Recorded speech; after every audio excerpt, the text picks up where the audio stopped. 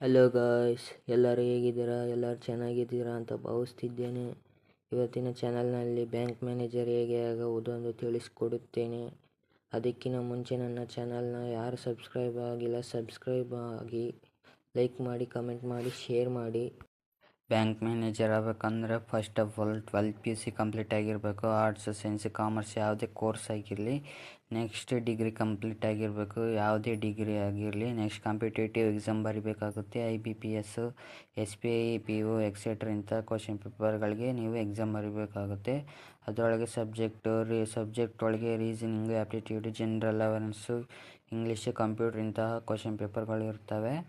Next post ಅಂದರೆ probation period complete ಆಗಿರಬೇಕು. ಅಂದರೆ ಬ್ಯಾಂಕಲ್ಲಿ ನಿಮ್ಗೆ ಯಾವ ಜವಾಬ್ದಾರಿ ವಹಿಸಿರ್ತಾರಲ್ಲ ಅದನ್ನ ಮುಗಿಸಿರಬೇಕು. ಅದೆಷ್ಟು ತಿಂಗಳಲ್ಲಾಗಿದ್ದರೂ ಆಗಿರ್ಬೋದು. ನೆಕ್ಸ್ಟ್ ಅದಾದಮೇಲೆ ನಿಮಗೆ ಪ್ರಮೋಷನ್ ಆಗುತ್ತೆ.